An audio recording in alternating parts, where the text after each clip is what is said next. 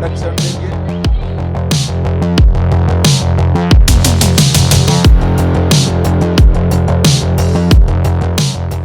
नमस्कार, मैं नियाज खान और आप देख रहे हैं एनएमएफ न्यूज। देश के कई राज्यों में चुनावी सीजन चल रहा है। राजस्थान, मध्य प्रदेश, छत्तीसगढ़ और मिजोरम में विधानसभा चुनाव के लिए मतदान हो चुका है। अब अगला मतदान तेलंगाना में होना है। सभी राजनीतिक पार्टियां तेलंगाना में चुनावी प्रचार के लिए अपने फायर ब्रांड नेताओं को मैदान में उतार चुकी हैं। बीआरएस यानी भारत राष्ट्र समिति तेलंगाना की क्षेत्रीय पार्टी है जो वर्तमान में तेलंगाना में सरकार चला रही है। इसके अध्यक्ष के चंद्रशेखर राव हैं और जब से तेलंगाना बना है तब से वहां के सीएम की कुर्सी पर बैठे हुए हैं। ऐसे में उनके गढ़ में सेंध मारना बीजेपी के लिए टेढ़ी खीर है। इसलिए बीजेपी ने बड़े ही सधे अंदाज में मुस्लिम आरक्षण का मुद्दा बनाकर अपने फायर ब्रांड नेताओं के साथ चुनावी मैदान में कूद गई है। बीजेपी के बड़े बड़े नेता लगातार तेलंगाना में चुनावी प्रचार कर रहे हैं और मुस्लिम आरक्षण का विरोध कर रहे हैं। केंद्रीय गृह मंत्री अमित शाह से लेकर यूपी के सीएम योगी आदित्यनाथ ने तेलंगाना में चुनावी प्रचार किया और ताकत के साथ मुस्लिम आरक्षण को बंद करने का मुद्दा उठाया। इसके साथ साथ योगी आदित्यनाथ ने गोशा महल से बीजेपी के विधायक टी राजा के साथ भी रैली में नजर आए और उनके समर्थन में वोट मांगते नजर आए। योगी आदित्यनाथ और अमित शाह ने अपने संबोधन में मुस्लिम आरक्षण पर विरोधियों को कैसे घेरा और क्या कुछ कहा उसे हम आपको इस वीडियो में बताएंगे। लेकिन उससे पहले अगर आपने हमारे चैनल को सब्सक्राइब नहीं किया तो प्लीज आप हमारे चैनल को सब्सक्राइब कर लीजिए और बेल आइकन को भी दबा दीजिए।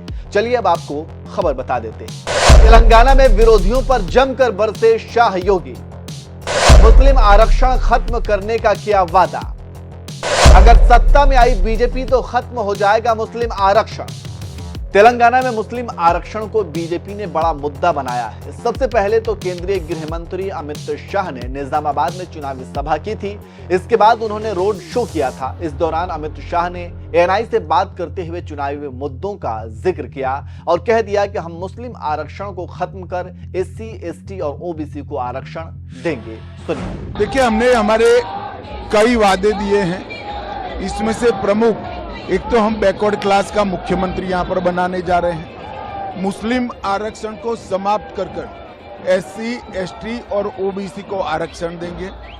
हमने माड़ीगा समुदाय को वर्टिकल रिजर्वेशन का भी वादा किया है और हमने हर गरीब महिला को साल में 4 गैस सिलेंडर फ्री देने का भी वादा किया है। और जितना भी करप्शन हुआ है उसके खिलाफ हम एक जांच आयोग बिठाएंगे और करप्शन करने वालों को सजा देंगे। धन्यवाद। वहीं अमित शाह के अलावा यूपी के सीएम योगी आदित्यनाथ भी तेलंगाना पहुंचे थे। उन्होंने कुमरम भीम, आसिफाबाद और वेमुलावाड़ा में बीजेपी प्रत्याशियों के समर्थन में रैली किया और इस दरमियान वो गोशा महल भी पहुंचे जहां से बीजेपी के वर्तमान विधायक टी राजा हैं। और योगी आदित्यनाथ ने भी मुस्लिम आरक्षण को संविधान विरोधी बता दिया और कह दिया कि अगर बीजेपी की सरकार बनती है तो सबसे पहला काम मुस्लिम आरक्षण को खत्म करना होगा। तुष्टीकरण की राजनीति का सबसे गंदा खेल देखना हो तो तेलंगाना में हम उसे देख सकते हैं। समाज को बांटने के लिए और अपने स्वार्थ के लिए कोई सरकार किस हद तक गिर सकती है, उदाहरण यहां पर मुस्लिम आरक्षण के रूप में है। भाइयों बहनों, इस चुनाव में भारतीय जनता पार्टी तेलंगाना वासियों से एक वायदा करती है कि भाजपा को जिताइए, मुस्लिम आरक्षण का खात्मा भारतीय जनता पार्टी करेगी। भाजपा मुस्लिम समुदाय के 4% आरक्षण को समाप्त करेगी और इसे अनुसूचित जाति, अनुसूचित जनजाति और अन्य पिछड़ा वर्ग में इस आरक्षण की सुविधा का लाभ उपलब्ध करवाएगी। तो सुन लिया आपने किस तरह से तेलंगाना में बीजेपी मुस्लिम आरक्षण को मुद्दा बनाकर चुनावी प्रचार में जुटी हुई है।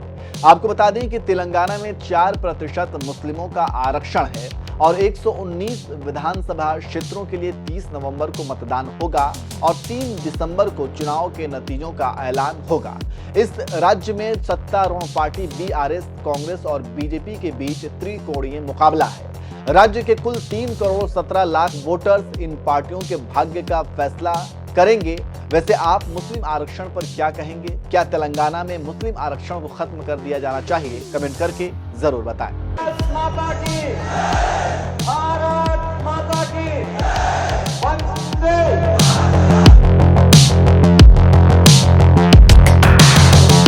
मुस्लिम आरक्षण को समाप्त कर एससी, एसटी और ओबीसी को आरक्षण देंगे।